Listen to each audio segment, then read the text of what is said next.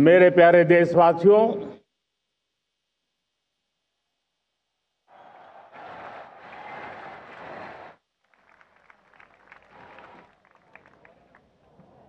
आजादी का ये महापर्व 140 करोड़ संकल्पों का पर्व है। आजादी का ये पर्व सामूहिक सिद्धियों का गौरव का पल है और हृदय उमंग से भरा हुआ है। देश एकता की भावना को निरंतर मजबूती दे रहा है। 140 करोड़ देशवासी आज तिरंगे के रंग में रंगे हैं। हर घर तिरंगा, भारत के हर कोने से, चाहे रेगिस्तान हो या हिमालय की चोटियां, समंदर के तट हो या घनी आबादी वाले क्षेत्र, हर तरफ से एक ही गुंज है, एक ही जयकारा है। हमारी प्राण से भी प्यारी मातृभूमि का जयगान है।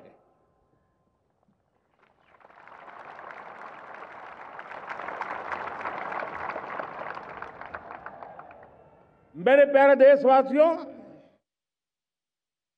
सन 47 में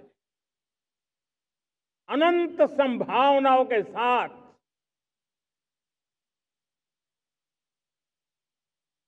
कोटि कोटि भुजाओं के सामर्थ्य के साथ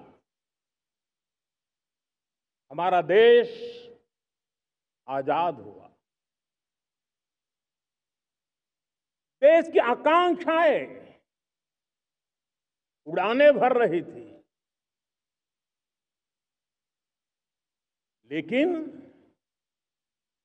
चुनौतियां उससे भी कुछ ज्यादा थी। पूज्य बापू के सिद्धांतों पर चलते हुए संविधान सभा के सदस्यों ने एक बहुत ही महत्वपूर्ण दायित्व निभाया। भारत का संविधान गत 75 वर्ष से एक प्रकाश स्तंभ बन करके हमें मार्ग दिखाता रहा है। भारत के संविधान निर्माता अनेक विद महापुरुष डॉक्टर राजेंद्र प्रसाद, बाबा साहब आंबेडकर,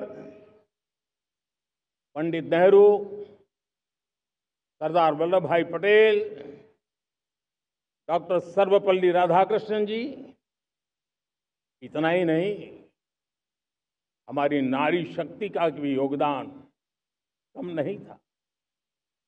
हंसा मेहता जी, दाक्षायणी, वेलायुधन जैसी विदुषियों ने भी भारत के संविधान को सशक्त करने में अपनी भूमिका निभाई थी।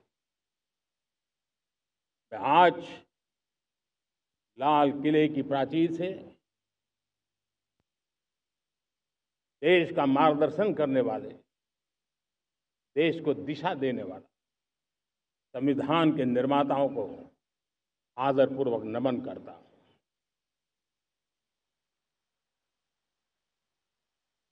मेरे प्यारे देशवासियों, हम आज डॉक्टर श्यामा प्रसाद मुखर्जी की 125वीं जयंती भी मना रहे हैं।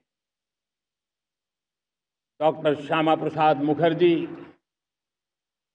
भारत के संविधान के लिए बलिदान देने वाले देश के पहले महापुरुष थे। संविधान के लिए बलिदान, धारा 370 की दीवार गिराकर एक देश एक संविधान के मंत्र को जब हमने साकार किया तो हमने डॉक्टर श्यामा प्रसाद मुखर्जी को सच्ची श्रद्धांजलि दी। लाल किले पर आज कई विशेष महानुभाव उपस्थित हैं। दूर सुदूर गांव के पंचायतों के सदस्य हैं, ड्रोन दीदी के प्रतिनिधि हैं, लखपति दीदी की प्रतिनिधि हैं, खेल जगत से जुड़े लोग हैं, राष्ट्र जीवन में कुछ न कुछ देने वाले यहां महानुभाव उपस्थित हैं। एक प्रकार से यहां मेरी आंखों के सामने मैं लघु भारत के दर्शन कर रहा हूं और टेक्नोलॉजी के माध्यम से विशाल भारत के साथ भी आज लाल किला जुड़ा हुआ है। मैं आजादी के इस महापर्व पर देशवासियों का, विश्व भर में फैलाए हुए भारत प्रेमियों का, हमारे मित्रों का हृदय से बहुत बहुत अभिनंदन करता हूं। साथियों, प्रकृति हम सब की परीक्षा ले रही है। पिछले कुछ दिनों में प्राकृतिक आपदाएं, भूस्खलन, बादलों का फटना, न जाने कितनी कितनी आपदाएं हम झेल रहे हैं। पीड़ितों के साथ हमारी संवेदना है। राज्य सरकारें और केंद्र सरकार मिलकर के बचाव के काम, राहत के काम, पुनर्वसन के काम में पूरी शक्ति से जुटे हुए हैं। साथियों, आज 15 अगस्त का एक विशेष महत्व भी मैं देख रहा। मुझे बहुत गर्व हो रहा है। आज मुझे लाल किले की प्राचीर से ऑपरेशन सिंदूर के वीर जाबाजों को सैल्यूट करने का अवसर मिला है।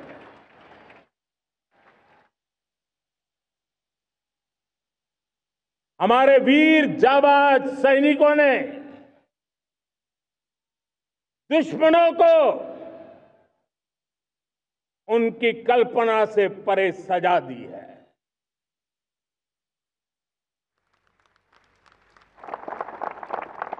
और इस अपील को पहलगाम में सीमा पार से आतंकियों ने आकर के जिस प्रकार का कत्ले आम किया, धर्म पूछ करके लोगों को मारा गया।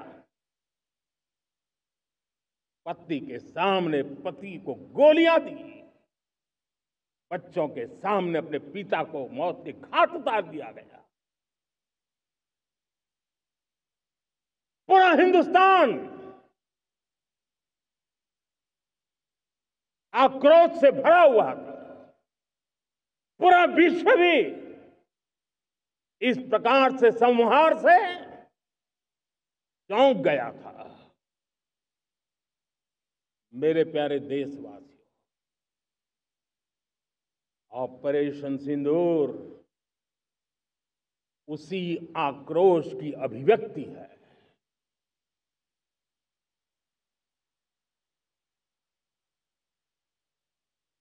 बाईस तारीख के बाद हमने हमारे सेना को खुली छूट दे दी। रणनीति वो तय करे, लक्ष्य वो तय करे, समय भी वो चुने और हमारी सेना ने वो करके दिखाया।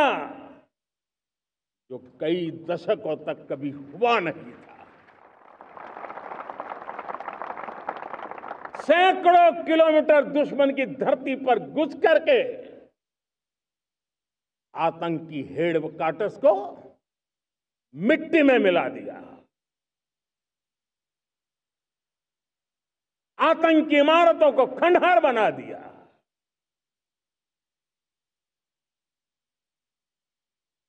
पाकिस्तान की नींद अभी भी उड़ी हुई है।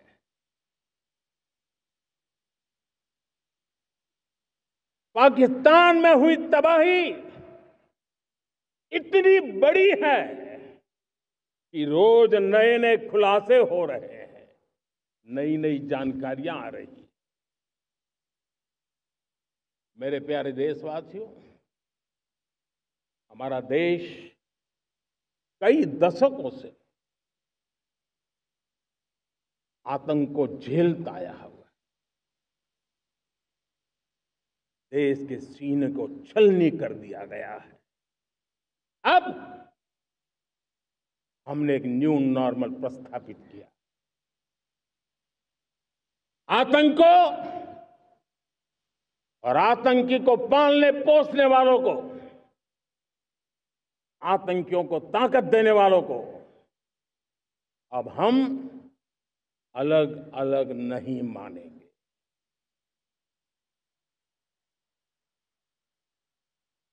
वो मानवता के समान दुश्मन है, उनके बीच कोई फर्क नहीं है। अब भारत ने तय कर लिया है कि न्यूक्लियर की धमकियों को अब हम सहने वाले नहीं हैं। न्यूक्लियर ब्लैकमेल लंबे अरसे से चलाया, अब वो ब्लैकमेल नहीं सहा जाएगा।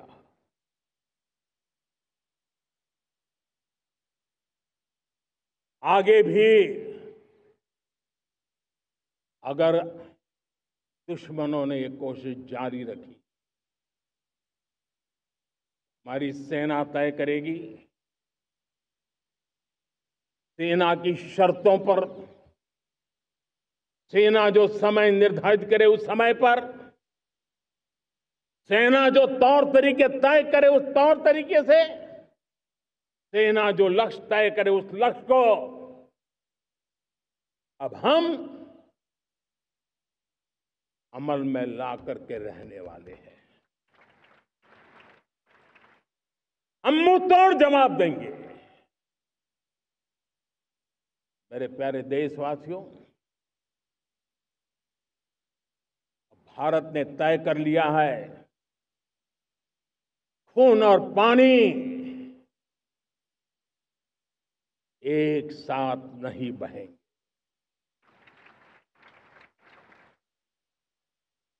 अब देशवासियों को भली भांति पता चला है कि सिंधु का समझौता कितना अन्यायपूर्ण है, कितना एक तरफा है।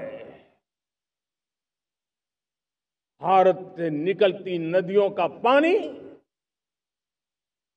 दुश्मनों के खेत को सींच रहा है और मेरे देश के किसान, मेरे देश की धरती पानी के बिना प्यासी है।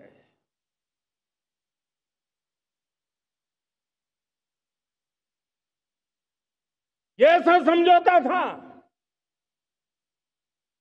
जिसने पिछले 7 दशक से मेरे देश के किसानों का अकल्पनीय नुकसान किया है।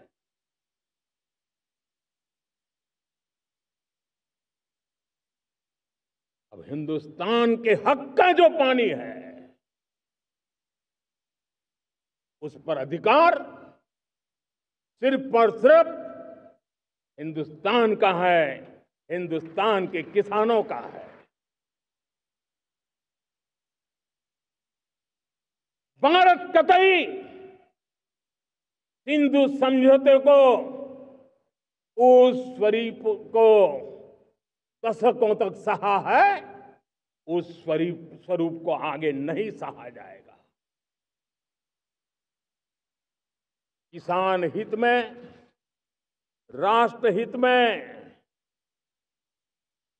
ये समझौता हमें मंजूर नहीं है। मेरे प्यारे देशवासियों, आजादी के लिए असंख्य लोगों ने बलिदान दी, अपनी जवानी खपा दी, जेलों में जिंदगी गुजारी है, फांसी के तख्त पर लटके हैं, कुछ लेने पाने बनने के लिए नहीं, मां भारती के स्वाभिमान के लिए, कोटि कोटि जनों की आजादी के लिए, गुलामी की जंजीरों को तोड़ने के लिए। और मन में एक ही भाव था, स्वाभिमान। साथियों, गुलामी ने हमें निर्धन बना दिया, गुलामी ने हमें निर्भर भी बना दिया, औरों पर हमारी निर्भरता बढ़ती गई। हम सब जानते हैं, आजादी के बाद कोटि कोटि जनों के पेट भरना बड़ी चुनौती थी। लेकिन यही मेरे देश के किसान हैं जिन्होंने खून पसीना एक करके देश के अन्न के भंडार भर दिए।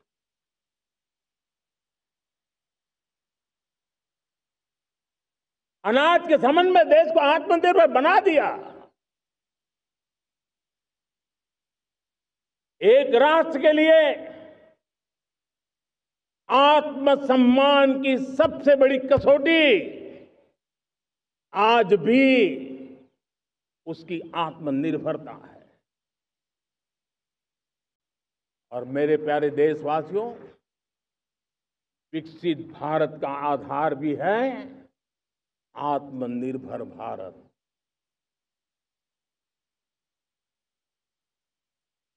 जो दूसरों पर ज्यादा निर्भर रहता है, उसकी आजादी पर उतना ही बड़ा प्रश्न चिन्ह लग जाता है।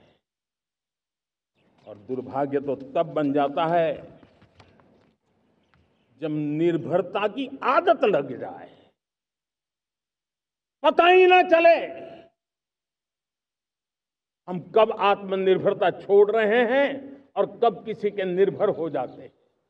ये आदत खतरे से खाली नहीं है और इसलिए प्रतिपल जागरूक रहना पड़ता है आत्मनिर्भर होने के लिए। और मेरे प्यारे देशवासियों, आत्मनिर्भरता का नाता सिर्फ आयात और निर्यात, रुपये, पैसे, पाउंड, डॉलर यहां तक सीमित नहीं है। इतना सीमित अर्थ उसका नहीं है। आत्मनिर्भरता का नाता हमारे सामर्थ्य से जुड़ा हुआ है। और जब आत्मनिर्भरता खत्म होने लगती है तो सामर्थ्य भी निरंतर क्षीण होता जाता है। और इसलिए हमारे सामर्थ्य को बचाए रखने, बनाए रखने और बढ़ाए रखने के लिए आत्मनिर्भर होना बहुत अनिवार्य है।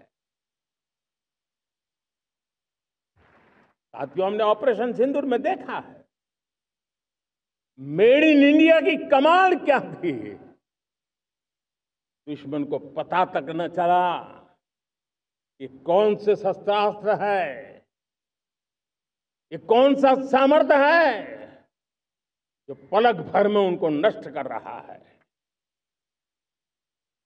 सोचिए, अगर हम आत्मनिर्भर होते न होते तो क्या ऑपरेशन सिंदूर इतनी त्वरित गति से हम कर पाते?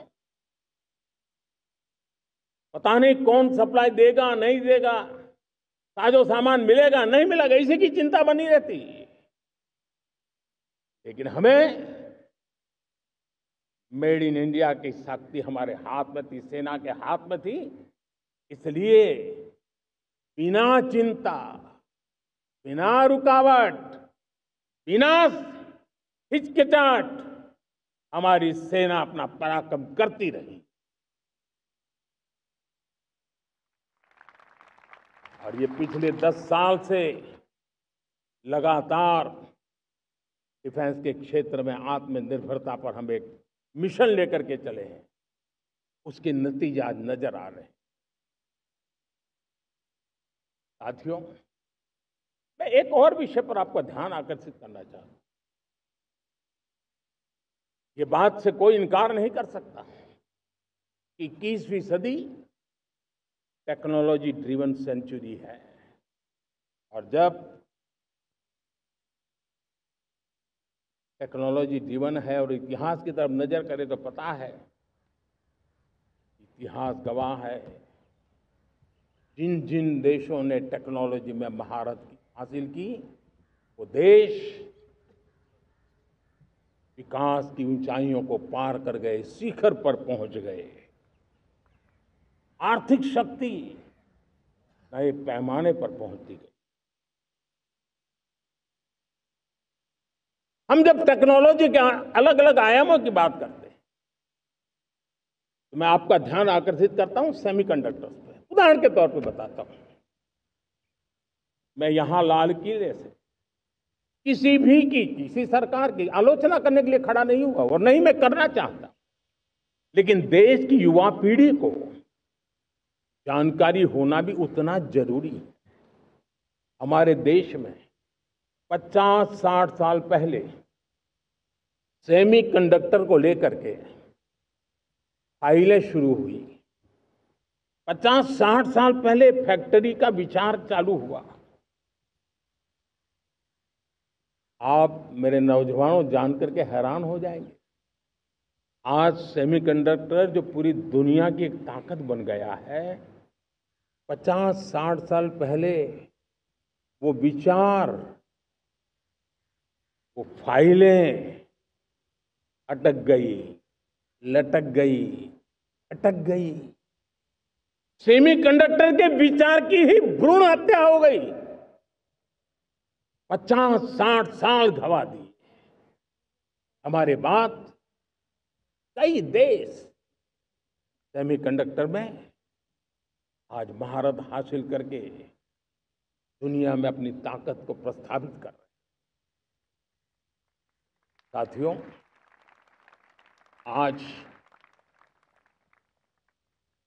हमने उस बोझ से मुक्त होकर के मिशन मोड में सेमीकंडक्टर के काम को आगे बढ़ा है। 6 अलग अलग सेमीकंडक्टर के यूनिट्स जमीन पर उतर रहे हैं। 4 नए यूनिट्स को हमने ऑलरेडी हरी झंडी दिखा दी है, ग्रीन सिग्नल दे दिया है। और देशवासियों और मेरे खास करके नौजवानों और विश्व भर में भारत की टेक्नोलॉजी की ताकत को समझने वाले लोगों को भी कहना चाहूंगा, इसी वर्ष के अंत तक मेड इन इंडिया भारत की बनी हुई, भारत में बनी हुई, भारत के लोगों द्वारा बनी हुई मेड इन इंडिया चिप्स बाजार में आ जाएगी।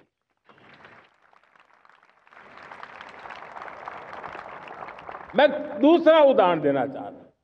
अब ऊर्जा के क्षेत्र में हम सब जानते हैं कि हम एनर्जी के लिए बहुत सारे देशों पर डिपेंडेंट है। पेट्रोल हो, डीजल हो, गैस हो, लाखों करोड़ रुपए हमें खर्च करके लाना पड़ता है। हमें इस संकट से देश को आत्मनिर्भर बनाना, ऊर्जा में आत्मनिर्भर बनाना बहुत जरूरी है। हमने बीड़ा उठाया और आज 11 वर्ष में सोलर एनर्जी 30 गुना बढ़ चुकी है।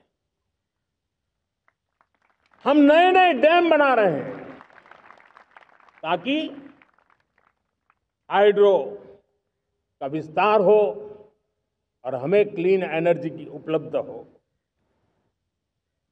भारत मिशन ग्रीन हाइड्रोजन लेकर के आज हजारों करोड़ रुपए इन्वेस्ट कर रहा है। भविष्य की ऊर्जा को ध्यान में रख करके, ऊर्जा के क्षेत्रों को ध्यान में रख करके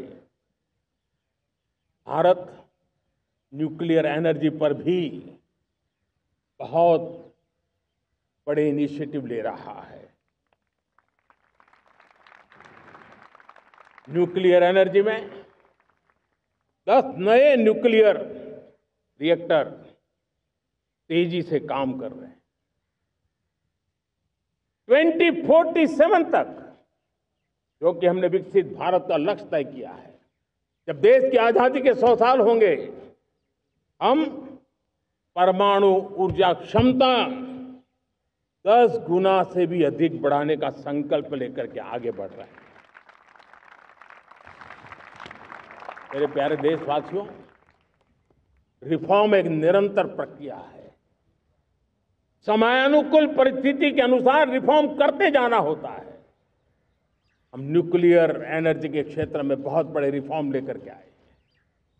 अब हमने प्राइवेट सेक्टर के लिए भी परमाणु ऊर्जा को उसके द्वार खोल दिए हैं।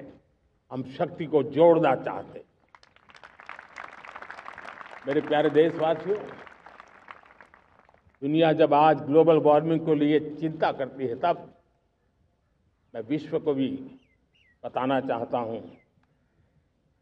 कि भारत ने तय किया था कि हम 2030 तक क्लीन एनर्जी भारत में 50% पहुंचा देंगे। ये लक्ष्य हमारा 2030 तक था।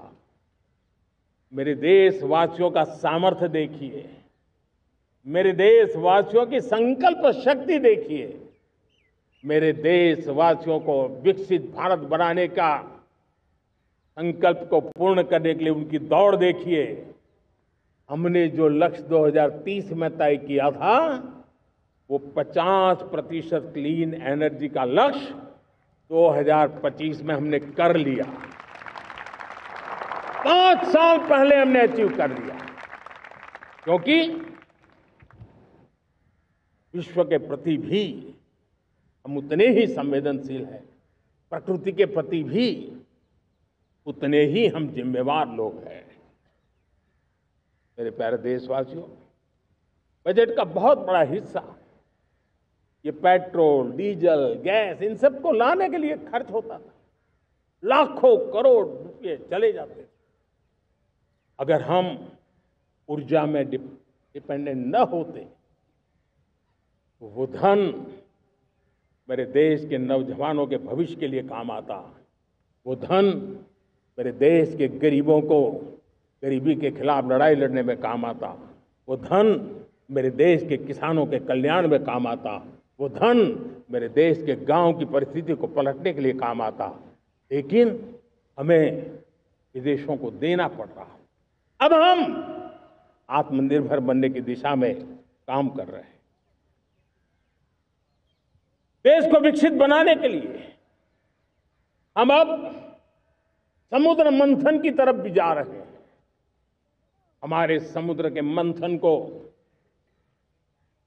आगे बढ़ाते हुए हम समुद्र के भीतर के तेल के भंडार, गैस के भंडार, उसको खोजने की दिशा में एक मिशन मोड में काम करना चाहते हैं। और इसलिए भारत ने national deep water exploration mission शुरू करने जा रहा है। ये ऊर्जा इंडिपेंडेंट बनने के लिए ये हमारी महत्वपूर्ण घोषणा है। मेरे प्यारे देशवासियों, आज पूरा विश्व क्रिटिकल मिनरल को लेकर के बहुत ही सतर्क हो गया है। उसके सामर्थ्य को लोग भली भांति समझने लगे हैं। कल तक जिस तरफ ज्यादा ध्यान नहीं था, वो आज सेंटर स्टेज पे है। हमारे लिए भी क्रिटिकल मिनरल्स में आत्मनिर्भरता बहुत अनिवार्य है। एनर्जी का सेक्टर हो, इंडस्ट्री का सेक्टर हो, रक्षा क्षेत्र हो, टेक्नोलॉजी के हर क्षेत्र हो, आज क्रिटिकल मिनरल्स की टेक्नोलॉजी के अंदर बहुत अहम भूमिका है। और इसलिए नेशनल क्रिटिकल मिशन हमने लॉन्च किया है। 1200 से अधिक स्थानों पर खोज का अभियान चल रहा है और हम क्रिटिकल मिनरल में भी आत्मनिर्भर बनने की दिशा में आगे बढ़ रहे हैं। मेरे प्यारे देशवासियों, स्पेस सेक्टर का कमाल तो हर देशवासी देख रहा, गर्व से भर जा रहा। और हमारे group captain Shubhanshu Shukla space station से लौट चुके हैं और आने वाले कुछ दिनों में वो भारत भी आ रहे हैं। हम स्पेस में भी अपने दम पर आत्मनिर्भर भारत गगनयान की तैयारी कर रहे हैं। हम अपने बलबूते पर हमारा अपना स्पेस स्टेशन बनाने की दिशा में हम काम कर रहे हैं। और पिछले दिनों स्पेस में जो रिफॉर्म किए गए, मुझे बहुत गर्व हो रहा है। मेरे देश के 300 से ज्यादा स्टार्टअप्स आप सिर्फ और सिर्फ स्पेस सेक्टर में काम कर रहे हैं और उन 300 स्टार्टअप में हजारों नौजवान पूरे सामर्थ्य के साथ जुटे हैं।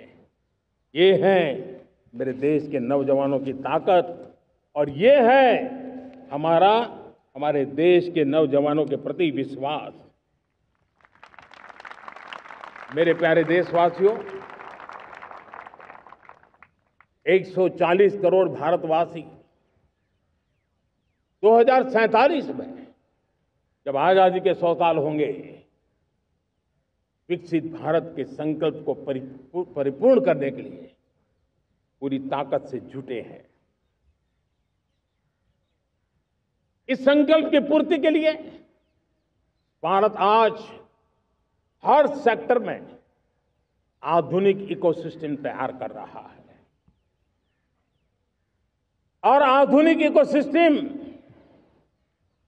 हर क्षेत्र में हमारे देश को आत्मनिर्भर बनाएगा। आज मेरा लाल किले की प्राचीर से मेरे देश के युवा वैज्ञानिकों को, मेरे टैलेंटेड यूथ को, मेरे इंजीनियर्स को और प्रोफेशनल्स को और सरकार के हर विभागों को भी मेरा आह्वान है, क्या हमारा अपना made in India fighter jets के लिए जेट इंजन हमारा होना चाहिए कि नहीं होना चाहिए?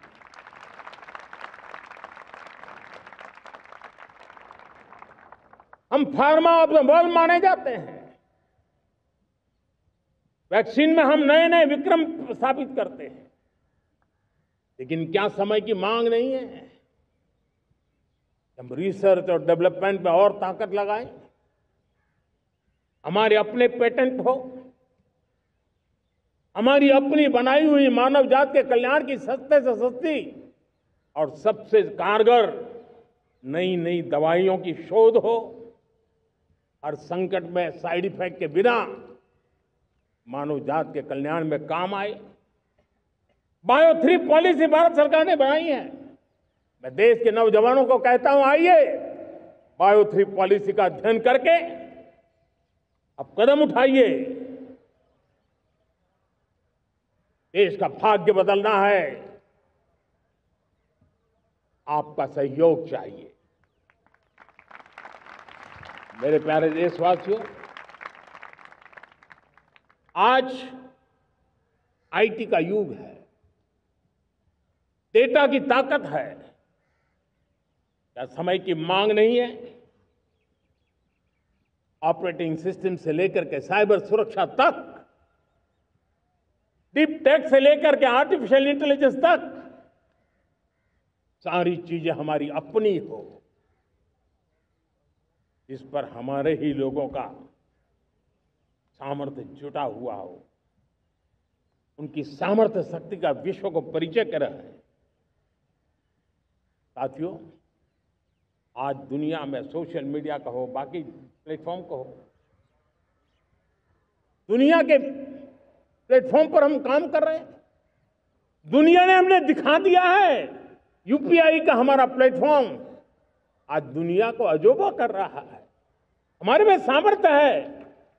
रियल टाइम ट्रांजैक्शन में 50% अकेला भारत यूपीआई के माध्यम से करता है। इसका मतलब की ताकत है।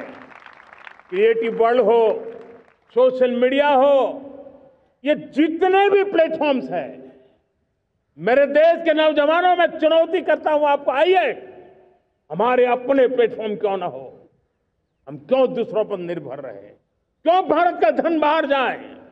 और मुझे आपके सामर्थ्य पर भरोसा है। मेरे प्यारे देशवासी, जैसे ऊर्जा के क्षेत्र में हम डिपेंडेंट हैं, वैसा ही देश का दुर्भाग्य है कि फर्टिलाइजर, उसमें भी हमें दुनिया पर निर्भर रहना पड़ता है। मेरे देश के किसान भी फर्टिलाइजर का सही उपयोग कर करके धरती माता की सेवा कर सकते हैं। अनाप शनाप उपयोग से भी धरती मां को बहुत नुकसान पहुंचा रहे हैं। लेकिन साथ साथ मैं देश के नौजवानों को कहना चाहता हूं, देश के उद्योग जगत को कहना चाहता हूं, देश के प्राइवेट सेक्टर को कहना चाहता हूं, आइए हम फर्टिलाइजर के भंडार भर दें, हम नए नए तौर तरीके खोजें और भारत की आवश्यकता के अनुसार हम अपना फर्टिलाइजर तैयार करें। हम औरों पर निर्भर न रहे। साथियों, आने वाला युग ईवी का है। अब ईवी बैटरी क्या हम नहीं बनाएंगे? हम निर्भर रहेंगे? सोलर पैनल की बात हो, इलेक्ट्रिक व्हीकल्स के लिए जिन जिन चीजों की आवश्यकताएं हैं, वो हमारी अपनी होनी चाहिए। साथियों, मैं ये इसलिए कहने की हिम्मत करता हूं, क्यों? क्योंकि मुझे देश के नौजवानों के सामर्थ्य पर भरोसा है। और भरोसा सिर्फ वो मेरे देश के नौजवान है इतने मात्र से नहीं है। कोविड के समय हम बहुत सारी चीजों पर निर्भर थे। तो मेरे देश के नौजवानों को कहा गया कि वैक्सीन हमारी अपनी चाहिए, देश ने करके दिखाया। कोविन प्लेटफॉर्म हमारा अपना होना चाहिए, देश ने करके दिखाया। करोड़ों करोड़ों लोगों की जिंदगी बचाने का काम हमने किया है। वही स्पिरिट, वही जज्बा हमें जीवन के हर क्षेत्र में आत्मनिर्भर बनने के लिए अपना सब कुछ देना है। अपना जो बेस्ट है वो हमें दे करके रहना है। साथियों, पिछले 11 साल में एंटरप्रेन्योरशिप, उद्यमशीलता को बहुत बड़ी ताकत मिली। आज लाखों स्टार्टअप्स टियर 2, टियर 3 सिटी में देश की अर्थशक्ति को, देश के इनोवेशन को ताकत दे रहे हैं। उसी प्रकार से मुद्रा योजना से हमारे देश के करोड़ों नौजवान, उसमें भी हमारी बेटियां, करोड़ों करोड़ों लोग मुद्रा से लोन लेकर के अपना खुद का कारोबार कर रहे हैं। खुद तो अपने पैरों पर खड़े हुए हैं, लेकिन औरों को भी पैरों पर खड़े रहने की ताकत देते हैं। वे भी एक प्रकार से हर व्यक्ति को आत्मनिर्भर बनाने का अवसर दे रही है। मेरे साथियों, विमेन सेल्फ हेल्प ग्रुप किसी का ध्यान नहीं था। पिछले 10 साल में विमेन सेल्फ हेल्प ग्रुप ने कमाल करके दिखाया। आज उनके प्रोडक्ट दुनिया के बाजार में जाने लगे हैं। लाखों करोड़ों का कारोबार हमारे विमेन सेल्फ हेल्प ग्रुप करते हैं। मैंने एक बार मन की बात में खिलौने की बात कही थी। हम करोड़ों करोड़ रुपए के खिलौने विदेश से लाते थे। मैंने ऐसे ही मन की बात में कहा, करे मेरे देश के नौजवानों, ऐसा भी करें इन्हें क्या, किलो भी बाहर जाएंगे। और आज मैं गर्व से कहता हूं कि मेरा देश खिलौने एक्सपोर्ट करने लग गया है। यानी देश के सामर्थ्य को हर प्रकार के अवसर मिले, हर रुकावटों से मुक्ति मिले, उसको सर्वाधिक करने के लिए प्रेरित किया जाए। देश कर सकता है। मैं देश के युवाओं से कहता हूं, आइए आप इनोवेटिव आइडियाज लेकर के, आपके आइडियाज को मरने मत देना दोस्तों। आज का आपका आइडिया हो सकता है आने वाली पीढ़ी का भविष्य बना सकता है। मैं आपके साथ खड़ा हूं, मैं आपके लिए काम करने के लिए तैयार हूं, आपका साथी बन के काम करना तैयार हूं। आप आइए, हिम्मत जुटाइए, इनिशिएटिव लीजिए। जो युवा मैन्युफैक्चरिंग के बारे में सोचते हैं, आइए आगे बढ़िए। सरकार के नियमों में बदलाव करना है, मुझे बताइए। अब देश रुकना नहीं चाहता है। 2047 दूर नहीं है, एक एक पल की कीमत है और हम एक भी पल गंवाना नहीं चाहते दोस्तों। साथियों, ये आगे बढ़ने का अवसर है, बड़े सपने देखने का अवसर है, संकल्प के लिए समर्पित होने का अवसर है। जब सरकार आपके साथ है और मैं स्वयं आपके साथ हूं, तब हम नया इतिहास बना सकते हैं। साथियों, आज नेशनल मैन्युफैक्चरिंग मिशन पर बहुत तेजी से काम हो रहा है। हमारे एमएसएमईज, उसका लोहा दुनिया मानती है। ये दुनिया में बड़ी बड़ी चीजें बनती है ना, कुछ न कुछ तो औजार हमारे देश के एमएसएमईज के द्वारा जाते हैं, बड़े गर्व के साथ जाते हैं। लेकिन हम कॉम्प्रिहेंसिव इंटीग्रेटेड विकास की राह पर जाना चाहते हैं और इसलिए उनकी शक्ति बढ़े। और उसमें भी मैंने पहले एक बार लाल किले से कहा था, जीरो डिफेक्ट जीरो इफेक्ट। आज कहना चाहता हूं कि हमें विश्व बाजार में अपने सामर्थ्य का लोहा मनवाना है, तो हमें क्वालिटी में निरंतर नई ऊंचाइयों को पार करना। दुनिया क्वालिटी को स्वीकार करती है, हमारी गुणवत्ता सबसे ज्यादा हो और सरकार के भी प्रयास हो, रॉ मटेरियल की भी उपलब्धि हो, हमारी प्रोडक्शन की कॉस्ट कैसे कम हो, हम उसमें दम रह गए। और साथियों, हम सभी जो उत्पादन के क्षेत्र में लगे हैं, उन सबका मंत्र होना चाहिए, दाम कम लेकिन दम ज्यादा। हमारी हर प्रोडक्ट का दम ज्यादा हो लेकिन दाम कम हो। इस भाव को लेकर के हमें आगे बढ़ना है। मेरे प्यारे देशवासियों, आजादी के लिए अनगिनत लोगों ने बलिदान दिए हैं। मैंने पहले भी कहा, जवानी खपा दी, फांसी पे लटक गए।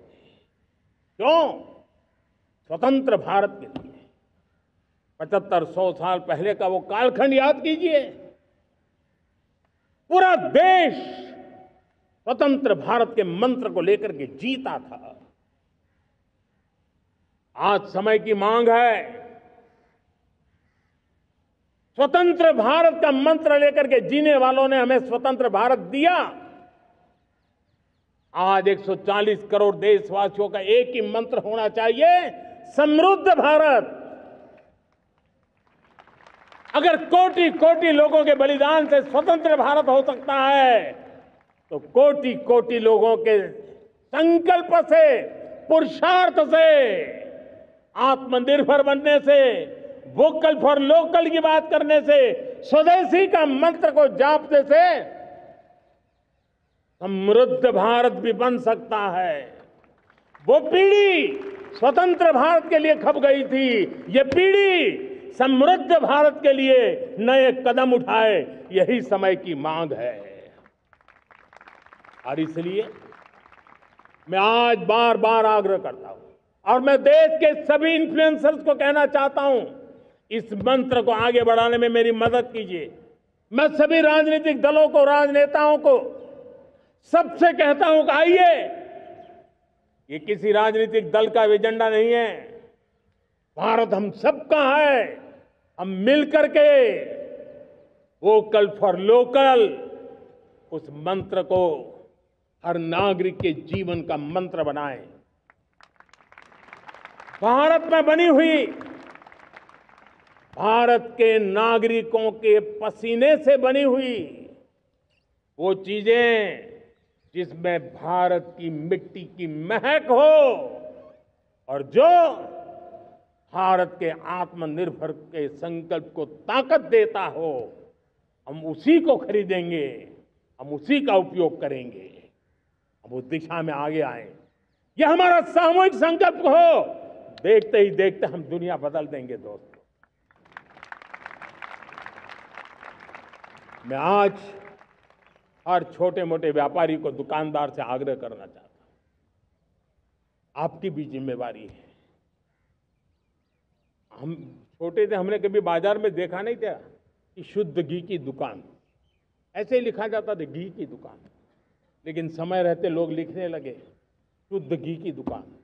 मैं चाहता हूं देश में ऐसे व्यापारी आगे आए, ऐसे दुकानदार आए कि हाँ, स्वदेशी माल बिकता है, वो बोर्ड लगा रहे हैं। हम स्वदेशी का गर्व करने लगे। हम स्वदेशी मजबूरी में नहीं, मजबूती के साथ उपयोग करेंगे, मजबूती के लिए उपयोग करेंगे और जरूरत पड़ी तो औरों को मजबूर करने के लिए उपयोग करेंगे। ये हमारी ताकत होनी चाहिए, ये हमारा मंत्र होना चाहिए। मेरे प्यारे देशवासियों,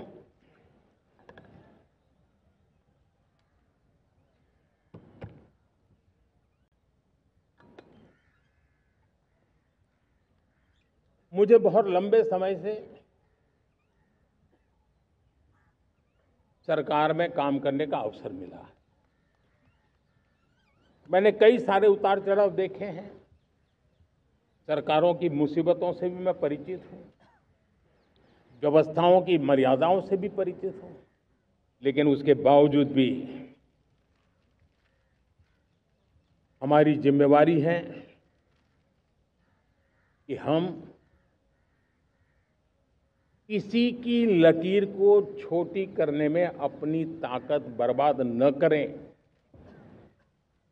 मैं बड़े अनुभव से कहता हूं, किसी दूसरे की लकीर छोटी करने के लिए अपनी ऊर्जा हमें नहीं खपानी है। हमें पूरी ऊर्जा के साथ हमारी लकीर को लंबा करना है।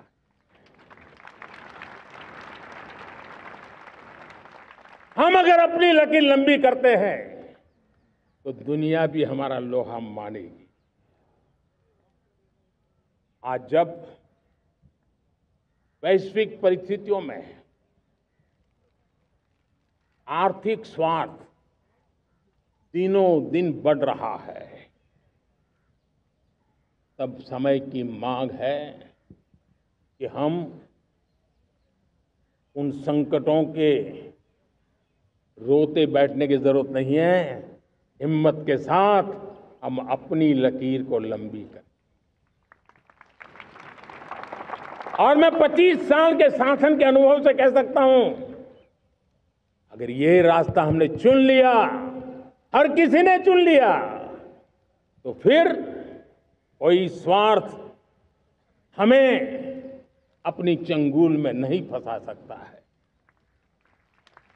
मेरे प्यारे देशवासियों, बीता दशक रिफॉर्म, परफॉर्म, ट्रांसफॉर्म कर रहा है, लेकिन अब हमें और नई ताकत से जुड़ना है।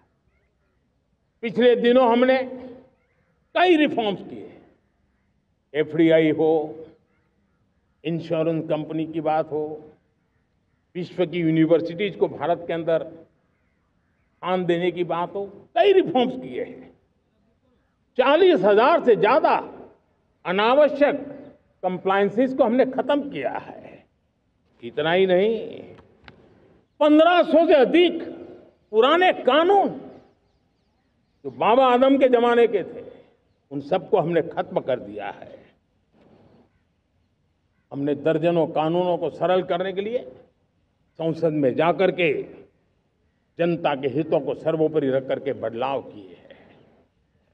इस बार भी हो हल्ला के बीच लोगों तक बात पहुंची नहीं होगी, लेकिन एक बहुत बड़ा रिफॉर्म इनकम टैक्स एक्ट में हुआ है। करीब 280 से ज्यादा धाराएं हमने समाप्त करने का निर्णय किया है।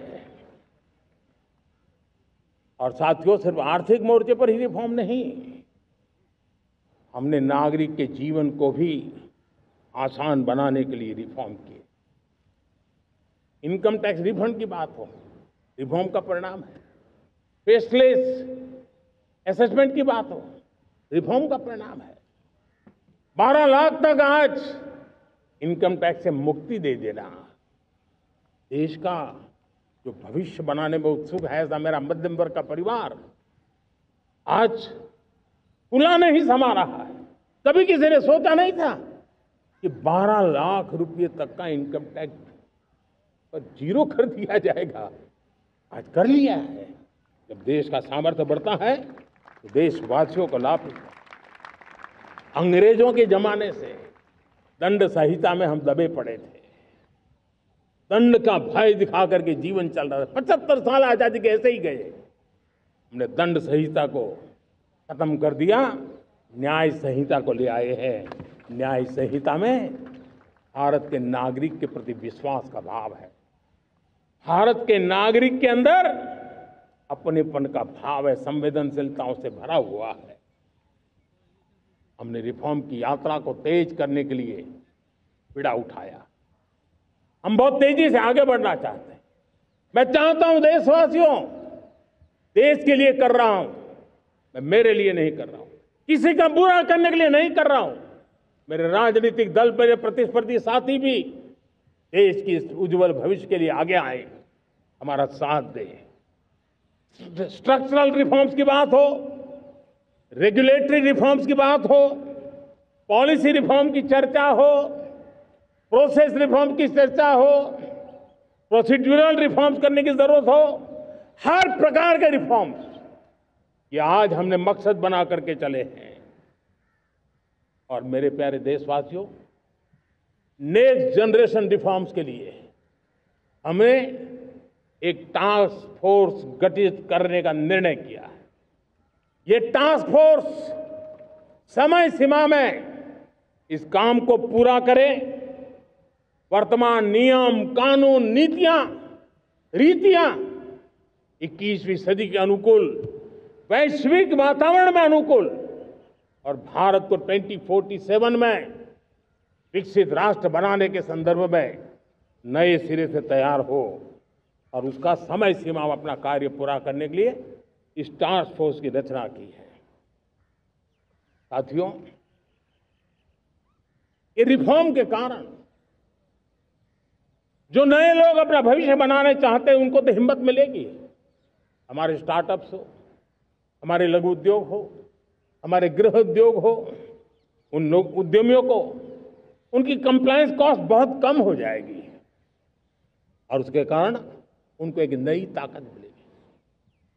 जो एक्सपोर्ट की दुनिया में उनको लॉजिस्टिक सपोर्ट के कारण, व्यवस्थाओं में बदलाव के कारण उनको एक बहुत बड़ी ताकत मिलेगी। साथियों, ऐसे ऐसे कानून है हमारे देश में, छोटी छोटी चीजों के लिए जेल में डालने के कानून है। आप हैरान हो जाएंगे, किसी ने नजर नहीं दौड़ाई। मैं पीछे लगा हूं, ये मेरे देश के नागरिकों को जेल में बंद करने वाले जो अनावश्यक कानून है वो खत्म होने चाहिए।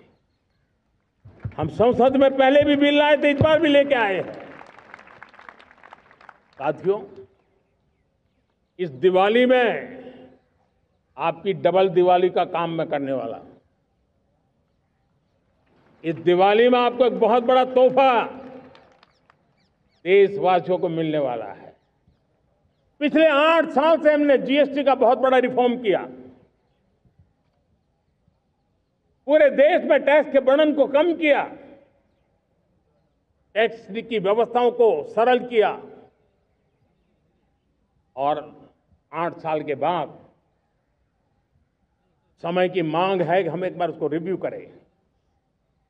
हमने एक हाई पावर कमेटी को बिठा करके रिव्यू शुरू किया, राज्यों से भी विचार विमर्श किया और मेरे प्यारे देशवासियों, हम नेक्स्ट जनरेशन जीएसटी रिफॉर्म्स लेकर के आ रहे हैं। ये दिवाली के अंदर आपके लिए तोहफा बन जाएंगे। सामान्य मानवीय की जरूरतों के टैक्स भारी मात्रा में कम कर दिए जाएंगे। बहुत बड़ी सुविधा बढ़ेगी। हमारे एमएसएमई, हमारे लघु उद्यमी, इनको बहुत बड़ा लाभ मिलेगा। रोजमर्रा की चीजें बहुत सस्ती हो जाएगी और उससे इकोनॉमी को भी एक नया बल मिलने वाला है। मेरे प्यारे देशवासियों, आज देश तीसरी बड़ी इकोनॉमी बनने के लिए समय है, तेज गति से आगे बढ़ रहा है। हम दरवाजे खटखटा रहे हैं और बहुत तेजी से हम उसको अचीव भी कर लेंगे। और कोई तो दिन होगा मैं आपके बीच आकर के लाल किले की प्राचीर से ये खबर भी सुनाऊंगा।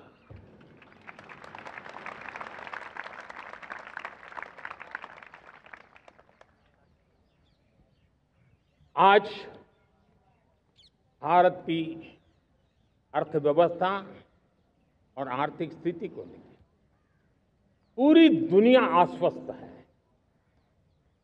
इतनी अस्थिरता के बीच आशा की किरण बना हुआ है भारत का फाइनेंशियल डिसिप्लिन, भारत की फाइनेंस की ऊर्जा। संकट के घेरे में जब अर्थव्यवस्था पड़ी हुई है, तब भारत ही उसे बाहर निकलेगा, ये भरोसा दुनिया में पनपा है। आज इन्फ्लेशन कंट्रोल में है, फॉरेन एक्सचेंज रिजर्व हमारे बहुत मजबूत है, हमारे मैक्रो इकोनॉमिक इंडिकेटर्स बहुत मजबूत है। ग्लोबल रेटिंग एजेंसी भी लगातार भारत की सराहना करती हैं, भारत की अर्थव्यवस्था पर ज़्यादा से ज़्यादा विश्वास व्यक्त कर रही है। ये बढ़ती हुई अर्थव्यवस्था का लाभ मेरे देश के गरीबों को मिले, मेरे देश के किसानों को मिले, मेरे देश की नारी शक्ति को मिले, मेरे देश के मध्यम वर्ग को मिले, मेरे देश की विकास धारा को ताकत देने वाला बने। उस दिशा में हम नए नए प्रयास करें। आज युवाओं के लिए नए नए सेक्टर्स में हमारे नौजवानों के लिए अवसर बन रहे हैं। स्किल डेवलपमेंट, स्वरोजगार, बड़ी बड़ी कंपनियों में इंटर्नशिप, इस पर एक बहुत बड़े स्तर पर अभियान चल रहा है। और इसलिए देश के नौजवानों, आज मैं आपके लिए भी एक खुश खबर लेकर के आया। मेरे देश के नौजवानों के लिए आया। आज 15 अगस्त है। आज 15 अगस्त के ही दिन मेरे देश के युवाओं के लिए 1 लाख करोड़ रुपए की योजना हम चालू कर रहे हैं, लागू कर रहे हैं। आज से प्रधानमंत्री विकसित भारत रोजगार योजना आज ही 15 अगस्त को लागू हो रही है। ये आपके लिए बहुत खुशखबरी है। इस योजना के तहत निजी क्षेत्र में पहली नौकरी पाने वाले नौजवान को, बेटे बेटी को 15,000 रुपया सरकार की तरफ से दिए जाएंगे। कंपनियों को भी नए रोजगार देने के अवसर जो भी ज्यादा जुटाएगा, उनको भी प्रोत्साहन राशि दी जाएगी। प्रधानमंत्री विकसित भारत रोजगार योजना करीब करीब 3.5 करोड़ नौजवानों को रोजगार के नए अवसर बनाएगी। मैं सभी नौजवानों को इसके लिए बहुत बहुत बधाई देता हूं। मेरे प्यारे देशवासियों, आज भारत में नारी शक्ति का लोहा हर कोई मानने लगा। बढ़ती इकोनॉमी की लाभार्थी हमारी नारी है, लेकिन बढ़ती इकोनॉमी को गति देने में भी हमारी नारी का बहुत बड़ा योगदान भी, हमारी मातृशक्ति का योगदान है, हमारी स्त्री शक्ति का योगदान है। स्टार्टअप से लेकर स्पेस सेक्टर तक हमारी बेटियां छाई हुई हैं, खेल के मैदान में छाई हुई हैं, फौज में चमक रही है। आज गर्व के साथ नारी कंधे से कंधा मिला करके देश की विकास यात्रा में भागीदार हो रही। देश गर्व से भर गया जब एनडीए की विमेन कैडेट्स, उनका पहला पास आउट हुआ था। पूरा देश गर्व से भर गया था। सारे टीवी चैनल उसी के पीछे लगे हुए थे। कितने बड़े गौरव की पल थी। Self help group, 10 crore self help group की बहनें क्या कमाल कर रही है। नमो ड्रोन दीदी नारी शक्ति की एक नई पहचान बनी। गांव में मुझे एक बहन मिली, वो कहती मुझे अब तो गांव वाले पायलट कह करके बुलाते हैं। बड़े गर्व से कह रही, ज्यादा पढ़ी लिखी नहीं थी, लेकिन उसका रतबा पैदा हुआ है। साथियों, हमने 3 करोड़ महिलाओं को लखपति दीदी बनाने का संकल्प लिया था। 3 करोड़। और मुझे आज संतोष है कि हम तेज गति से काम कर रहे हैं। समय से पहले 3 करोड़ का लक्ष्य पार कर लेंगे। और आज मैं खुशी से देश को बताना चाहता हूं कि मेरे नारी शक्ति का सामर्थ्य देखिए। देखते ही देखते 2 करोड़ महिलाएं लखपति दीदी बन चुकी है। आज कुछ लखपति दीदी हमारे सामने बैठी है। ये है मेरे सामर्थ्य। और मेरा विश्वास है दोस्तों, भारत की विकास यात्रा में उनकी भागीदारी बढ़ने वाली। मेरे प्यारे देशवासियों, मेरे देश के किसानों का भारत की अर्थव्यवस्था में बहुत बड़ा योगदान है। भारत के किसानों की मेहनत रंग ला रही है। पिछले साल अनाज के उत्पादन में मेरे देश के किसानों ने के पुराने सारे विक्रम तोड़ दिए। ये सामर्थ्य है मेरे देश का। इतनी ही जमीन, लेकिन व्यवस्थाएं बदली, पानी पहुंचने लगा, अच्छे सीड्स मिलने लगे, किसानों को अच्छी सुविधाएं मिलने लगी, तो वो अपना सामर्थ्य देश के लिए बढ़ा रहा है। आज भारत दूध, दाल, जूट जैसे उत्पादन में नंबर 1 है दुनिया में।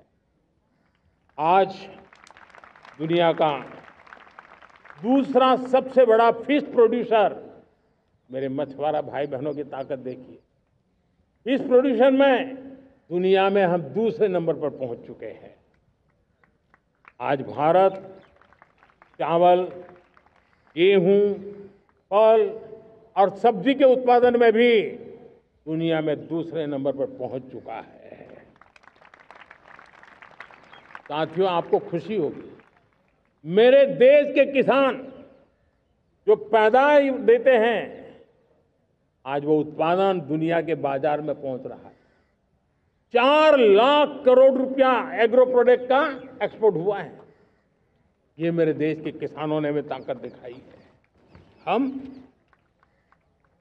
छोटे किसान हो, पशुपालक हो, मछुआरे हो, देश के विकास की अनेक योजनाओं का लाभ आज हम उन तक पहुंचा रहे हैं। पीएम किसान सम्मान निधि हो, रेन वाटर हार्वेस्टिंग हो, सिंचाई की योजनाएं हो, क्वालिटी सीड्स हो, फर्टिलाइजर की आवश्यकता हो, हर क्षेत्र में आज और किसान को एक भरोसा हो गया है फसल बीमा का। वो साहसिक बना रहा, उसका परिणाम भी देश को मिल रहा है। जो पहले कल्पना की बात थी आज हकीकत बन गई है। देशवासियों, हमारे देश के पशुधन को बचाने के हमें कोविड की वैक्सीन मुफ्त में मिली, वो तो याद है, लेकिन हम पशुधन के लिए भी अब तक 125 डोज मुफ्त में पशुओं को लगा चुके हैं। फूट एंड माउथ डिसीज से मुक्ति पाने के लिए, जो हमारा यहाँ उत्तर भारत में उसे खुरपका मुंहपका बीमारी कहते हैं, उससे बचाने के लिए 125 करोड़ डोज हम लगा चुके हैं और मुफ्त में लगा चुके हैं। हम खेती के मामले में देश के वो जिले जहां के किसान औरों से पीछे रह गए, किसी न किसी कारण से 100 जिले ऐसे हैं जहां अपेक्षाकृत कम खेती है, और इसलिए हमने 100 जिले आइडेंटिफाई किए हैं पूरे देश में से, और वहां के किसानों को एम्पावर करना, किसानों को शक्ति देना, किसानों को मदद करने का एक अभियान चलाया है। और इसके लिए पीएम धन धान्य कृषि योजना का आरंभ किया है। पीएम धन धान्य कृषि योजना वो देश के 100 जिले जहां थोड़ी सी भी मदद कर देंगे तो वहां का किसान भी भारत के अन्य किसानों की बराबरी कर देगा। मेरे प्यारे देशवासियों, भारत के किसान, भारत के पशुपालक, भारत के मछुआरे, ये हमारी सबसे बड़ी प्राथमिकता है। भारत के किसान, भारत के मछुआरे, भारत के पशुपालक, उनसे जुड़ी किसी भी अहितकारी नीति के आगे मोदी दीवार बन के खड़ा है।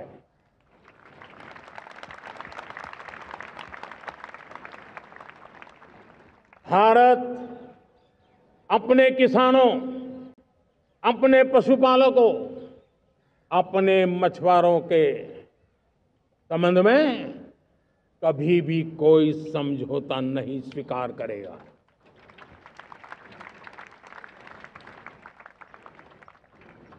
प्यारे देशवासियों, गरीबी क्या होती है मुझे किताबों में पढ़ना नहीं पड़ा है, मैं जानता, सरकार में भी रहा हूं, और इसलिए मेरी कोशिश रही है कि सरकार फाइलों में नहीं होनी चाहिए।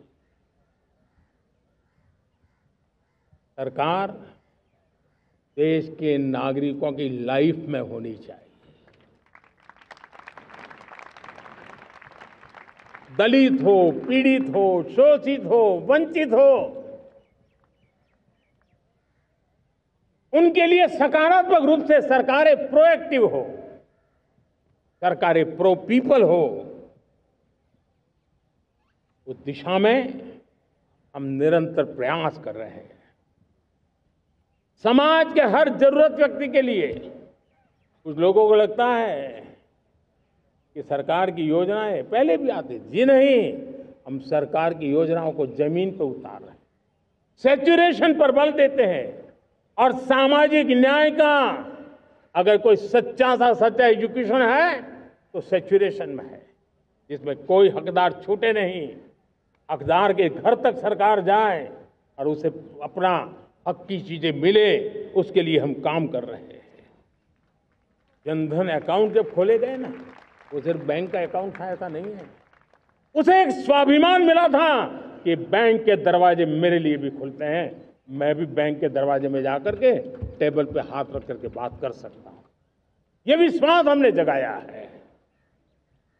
आयुष्मान भारत ने बीमारी को सहने की आदत से मुक्ति दिलाने का और उनको अच्छे स्वास्थ्य के लिए मदद करने का काम और जब हम वरिष्ठ नागरिकों को 5 लाख रुपए से ज्यादा मदद कर करके उनके आरोग्य की चिंता करते हैं, आज पीएम आवास 4 करोड़ गरीबों को घर मिलना मतलब जिंदगी के नए सपने वहां सजते हैं।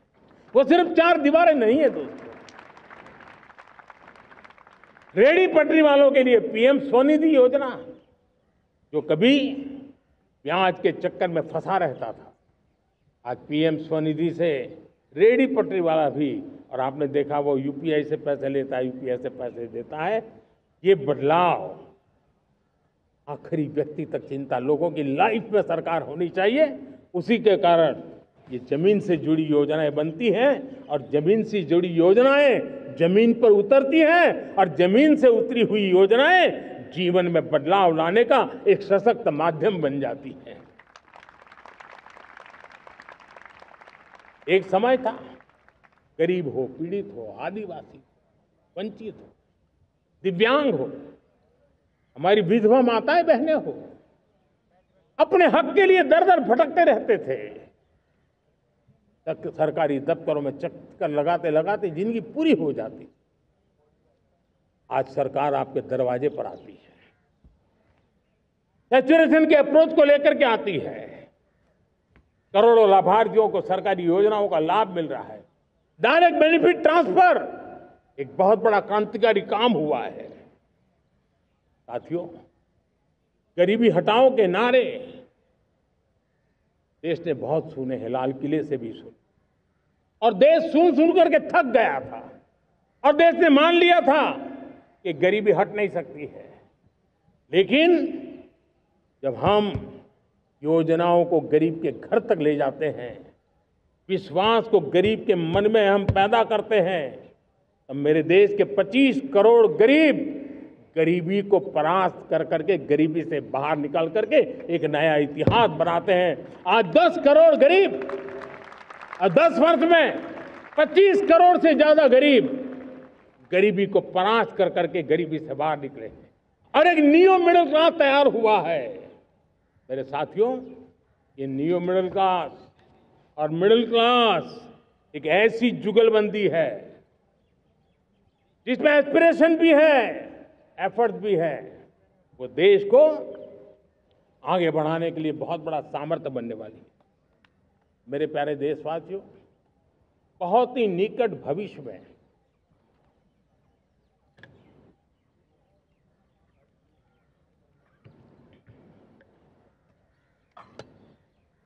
मेरे प्यारे देशवासियों, बहुत ही निकट भविष्य में महान समाज सुधारक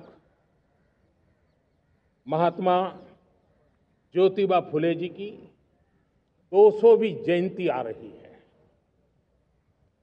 हम उस जयंती के समारोह शुरू करने जा रहे हैं और महात्मा ज्योतिबा फुले के सिद्धांत, उन्होंने जो मंत्र दिए, उसमें हमारे लिए प्रेरणा है।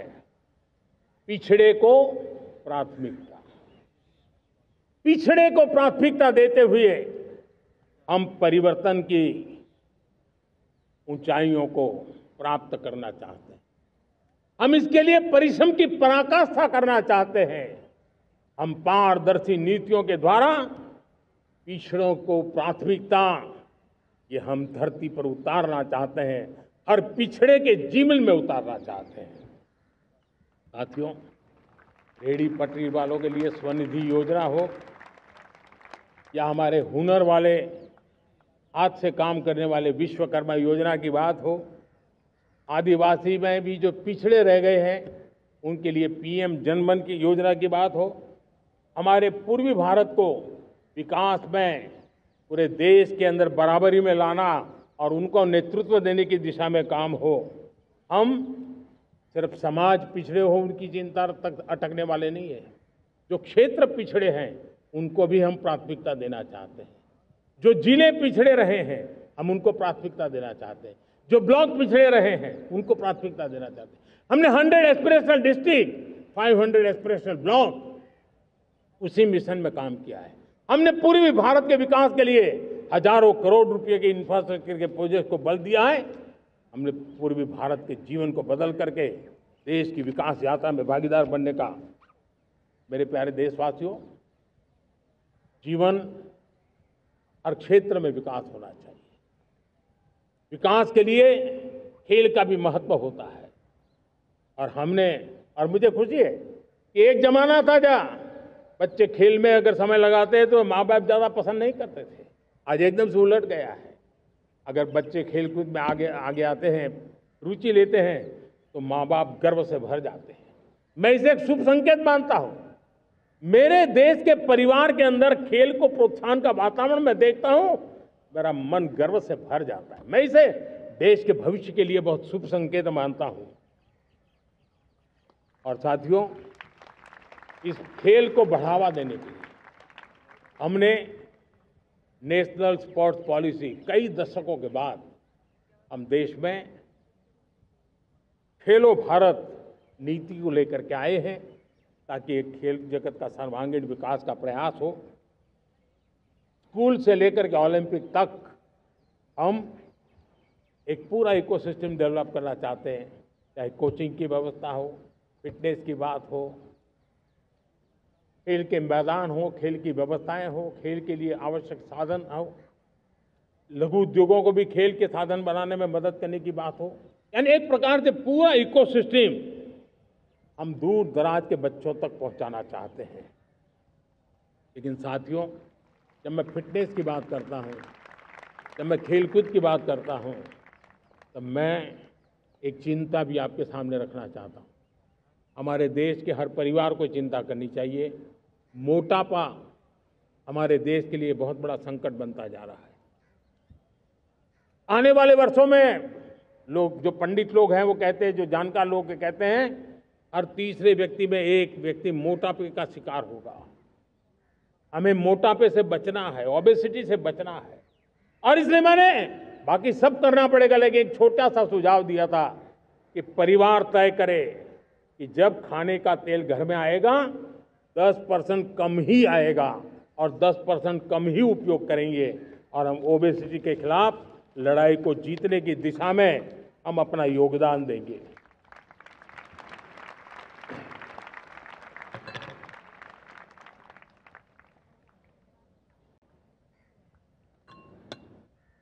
मेरे प्यारे देशवासियों, हमारा देश भाग्यवान है। हजारों साल की विरासत के हम धनी हैं, और वो हमें निरंतर ऊर्जा मिलती है, प्रेरणा मिलती है, त्याग और तपस्या की राह मिलती है। आज गुरु तेग बहादुर, यह वर्ष गुरु तेग बहादुर जी का 350वां शहीदी वर्ष है। देश की संस्कृति की रक्षा, भारत के मूल्यों की रक्षा के लिए उन्होंने अपना सब कुछ न्योछावर कर दिया। मैं आज उनको नमन करता हूं। साथियों, हमारी संस्कृति की ताकत हमारी विविधता है।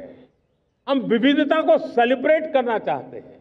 हम विविधता को सेलिब्रेट करने की आदत बनाना चाहते हैं। यह हमारा गौरव है कि हमारा भारत माँ का यह बगीचा कितने विविध प्रकार के फूलों से सजा हुआ है, कितनी विविधताएं हैं। ये विविधता हमारे लिए एक बहुत बड़ा, हमारी विरासत है, बहुत बड़ा गौरव है। हमने प्रयागराज के महाकुंभ में देखा भारत की विविधता को कैसे जिया जाता है। एक स्थान पर करोड़ों लोग, एक ही भाव, एक ही प्राण, एक ही प्रयास, दुनिया के लिए बहुत बड़ा अजूबा है। महाकुंभ की वो सफलता भारत की एकता की, भारत के सामर्थ्य की दुहाई देती है।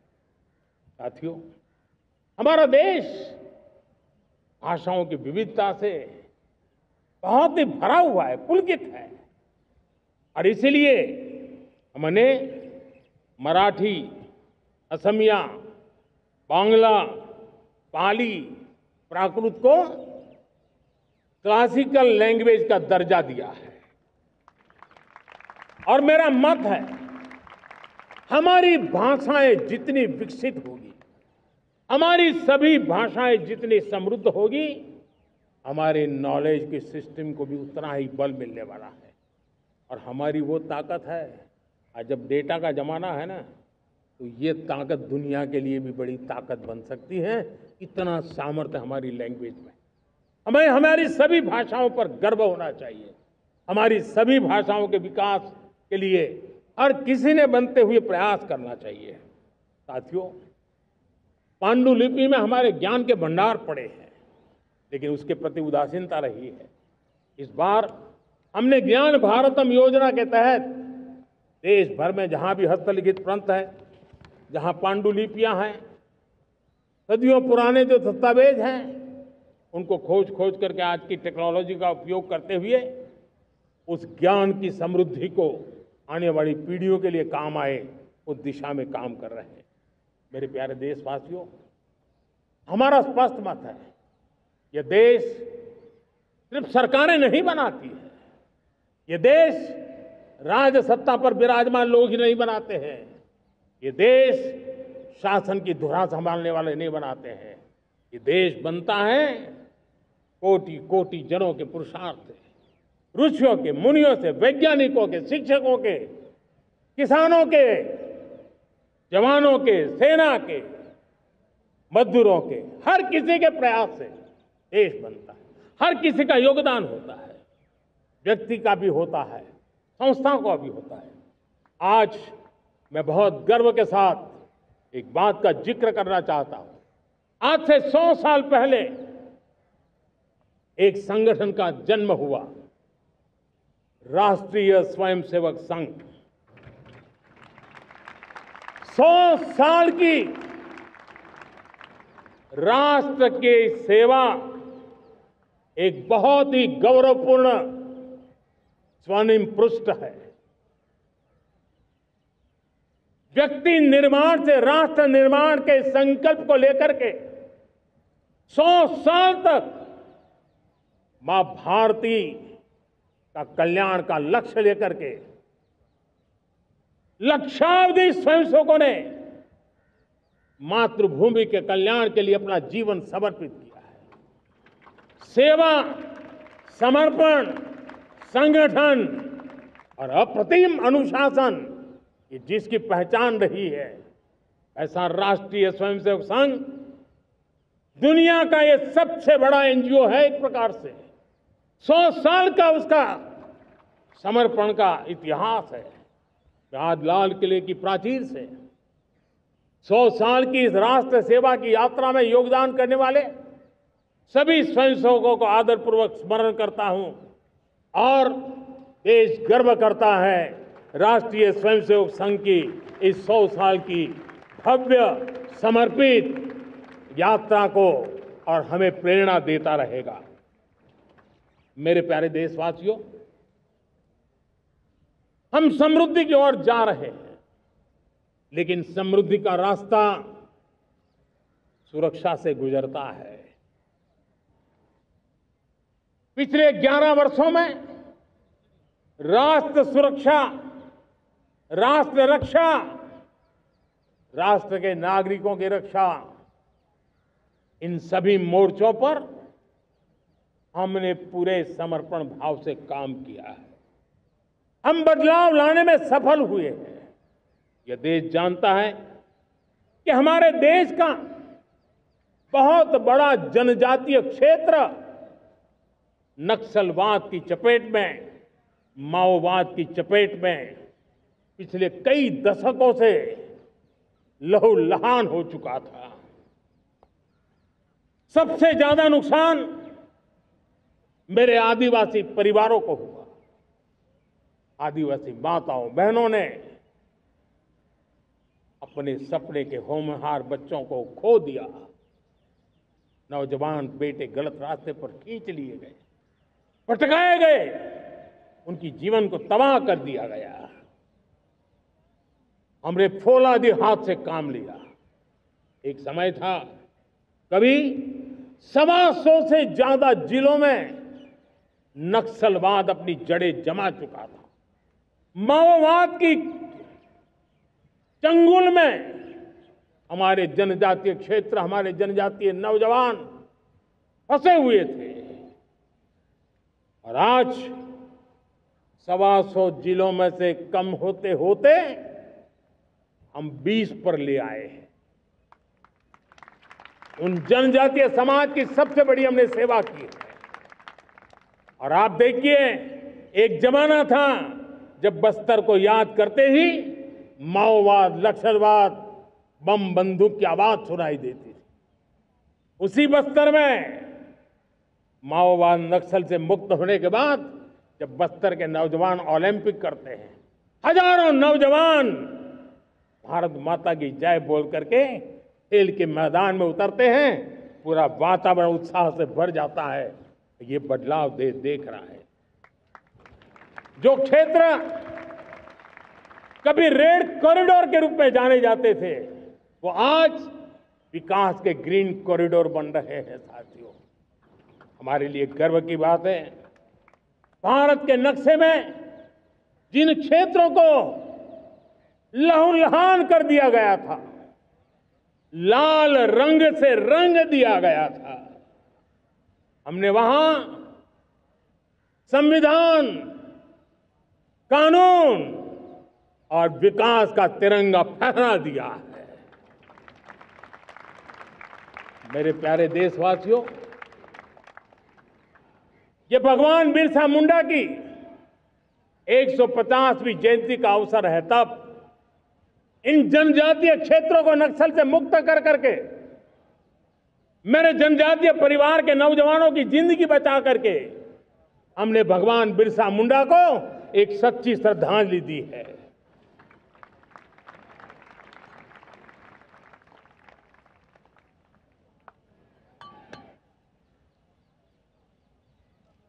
मेरे प्यारे देशवासियों, मैं आज देश के सामने एक चिंता, एक चुनौती के संबंध में आगाह करना चाहता हूं। षड्यंत्र के तहत, सोची समझी साजिश के तहत देश की डेमोग्राफी को बदला जा रहा है। एक नए संकट के बीज बोए जा रहे हैं और ये घुसपैठिए मेरे देश के नौजवानों की रोजी रोटी छीन रहे हैं। एक घुसपैठिए मेरे देश की बहन बेटियों को निशाना बना रहे हैं। ये बर्दाश्त नहीं होगा। ये घुसपैठिए भोले भाले आदिवासियों को भ्रमित करके उनकी जमीनों पर कब्जा कर रहे हैं। ये देश सहन नहीं करेगा। और इसलिए मेरे प्यारे देशवासियों, जब डेमोग्राफी परिवर्तन होता है, सीमावर्ती क्षेत्रों में डेमोग्राफी में परिवर्तन होता है, तब राष्ट्रीय सुरक्षा के लिए संकट पैदा होता है।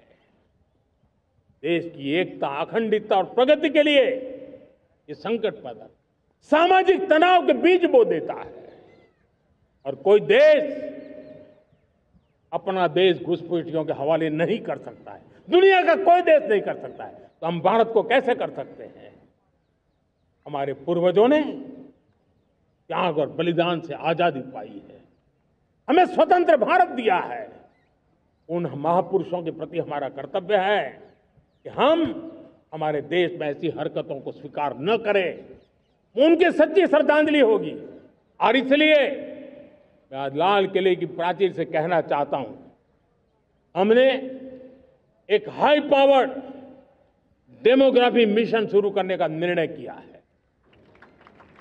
ये मिशन, इस मिशन के द्वारा ये जो भीषण संकट नजर आ रहा है, भारत पे मंडरा रहा है जो संकट है, उसको निपटाने के लिए तय समय में सुविचारित, सुनिश्चित रूप से अपने कार्य को करेगा। उस दिशा में हम आगे बढ़ रहे हैं। मेरे प्यारे देशवासियों, कल जन्माष्टमी का पावन पर्व है। भगवान श्री कृष्ण का जन्मोत्सव देश में मनाया जाता है। साथियों, जब मुझे भगवान श्री कृष्ण याद आते हैं तो हम देख रहे हैं कि पूरे विश्व में आज युद्ध के तौर तरीके बदल रहे हैं। हमने देखा है कि भारत युद्ध के हर नए तौर तरीकों को निपटने में समृद्ध है। हमने ऑपरेशन सिंदूर में दिखा दिया है, टेक्नोलॉजी में जो भी महारत थी। पाकिस्तान ने हमारे सैन्य ठिकानों पर, हमारे एयरबेस पर, हमारे संवेदनशील स्थानों पर, हमारे आस्था के केंद्रों पर, हमारे नागरिकों पर मिसाइल्स, ड्रोन अनगिनत मात्रा में उन्होंने वार किया। देश ने देखा है, लेकिन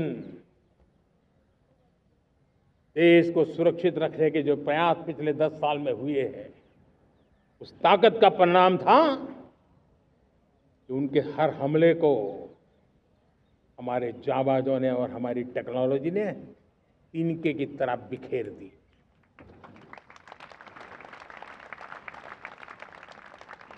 रत्ती भर नुकसान नहीं कर पाए।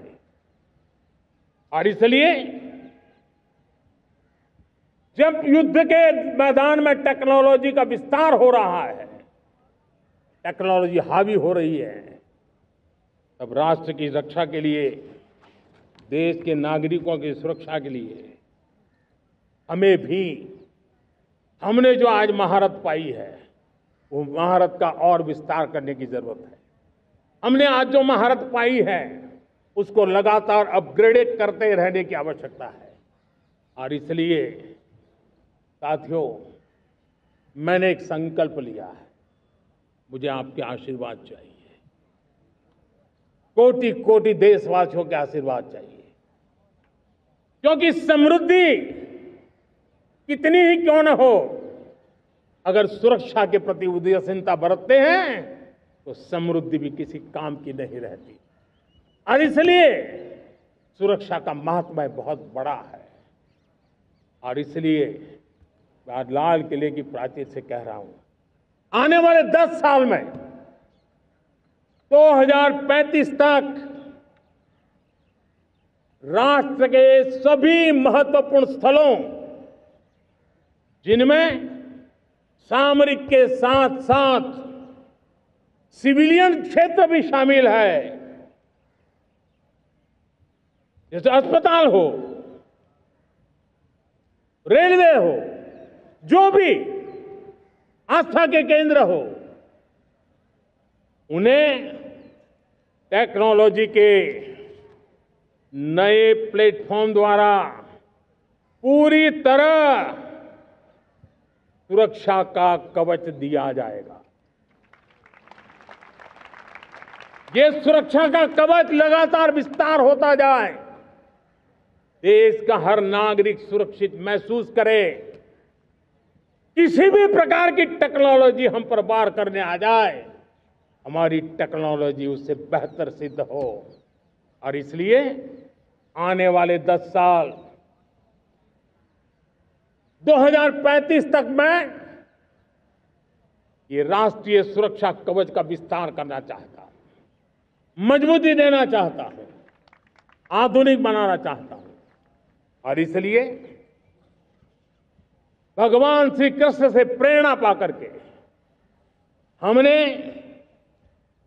श्री कृष्ण का जो सुदर्शन चक्र था, उस सुदर्शन चक्र की राह को चुना है। आप में से बहुत लोगों को याद होगा,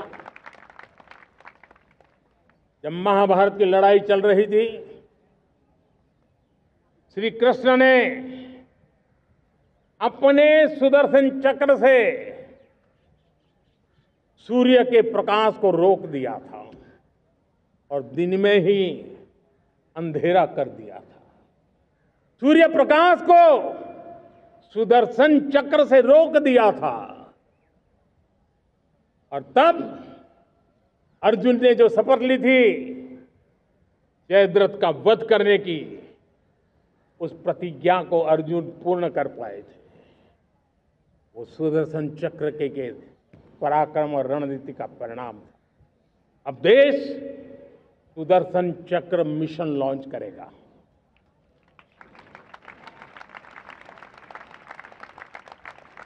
ये मिशन सुदर्शन चक्र एक पावरफुल वेपन सिस्टम दुश्मन के हमले को न्यूट्रलाइज तो करेगा ही करेगा, लेकिन कई गुना ज्यादा दुश्मन पर हिट बैक करेगा।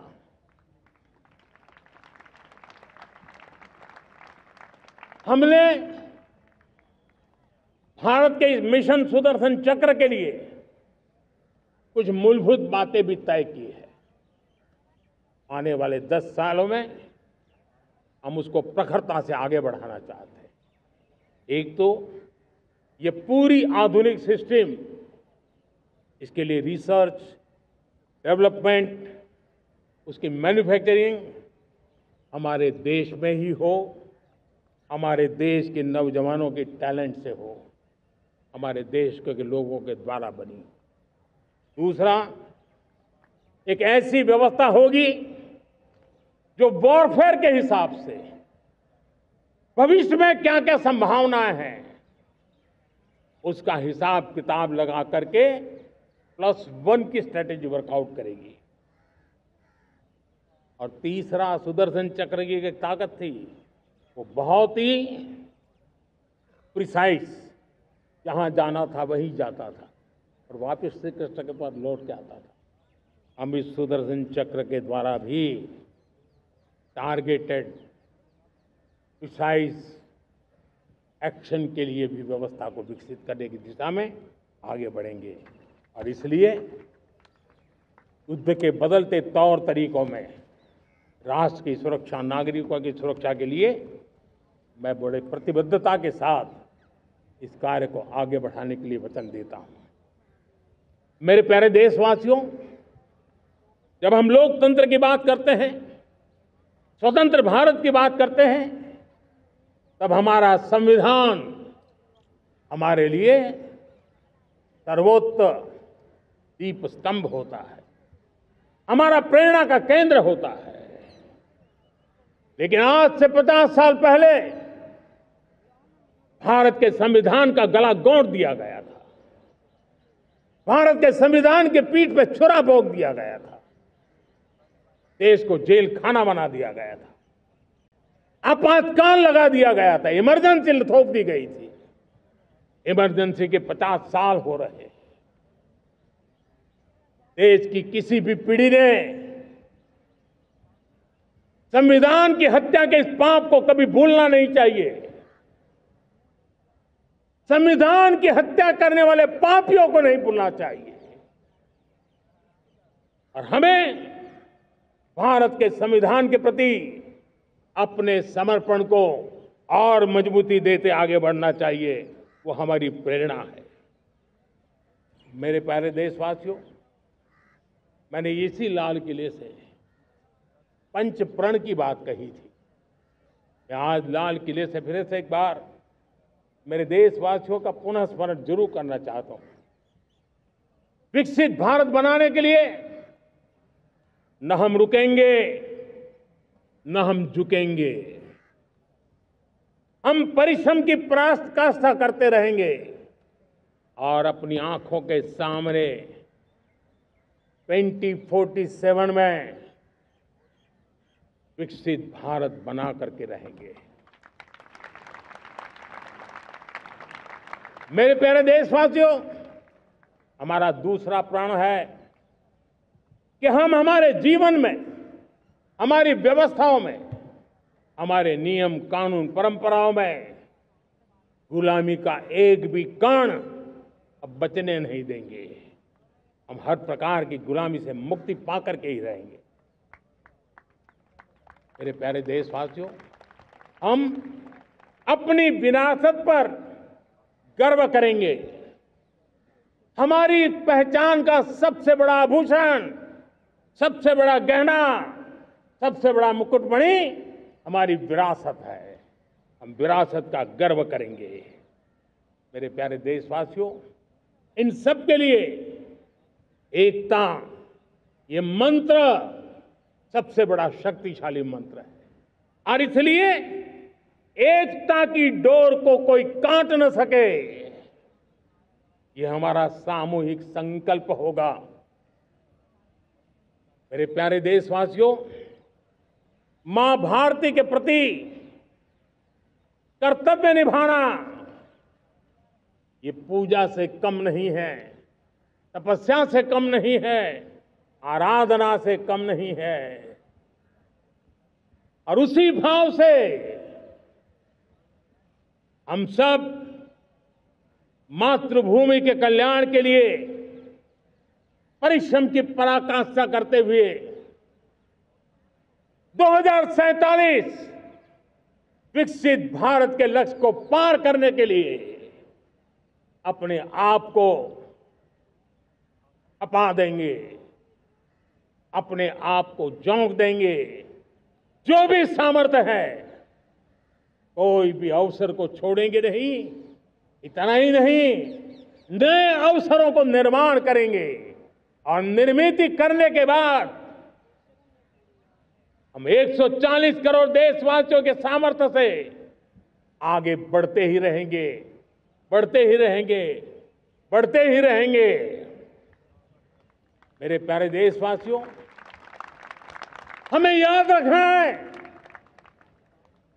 140 करोड़ देशवासियों को याद रखना है, परिश्रम में जो तपा है, परिश्रम में जो तपा है, उसने ही तो इतिहास रचा है। परिश्रम में जो तपा है, उसने ही तो इतिहास रचा है। जिसने फौलादी चट्टानों को तोड़ा है, जिसने फौलादी चट्टानों को तोड़ा है, उसने ही समय को मोड़ा है। जिसने फौलादी चट्टानों को तोड़ा है, उसने ही समय को मोड़ा है। और समय को मोड़ देने का भी, समय को मोड़ देने का भी यही समय है, सही समय है। मेरे प्यारे देशवासियों, एक बार फिर आप सबको आजादी के इस महान पर्व की अनेक अनेक शुभकामनाएं देता हूं, बहुत बहुत बधाई देता हूं। मेरे साथ बोलेंगे, जय हिंद, जय हिंद, जय हिंद। भारत माता की, भारत माता की, भारत माता की। वंदे, वंदे, वंदे। बहुत बहुत धन्यवाद। जनगण मन अधिनायक जय हे भारत भाग्य विधाता। पंजाब सिंध गुजरात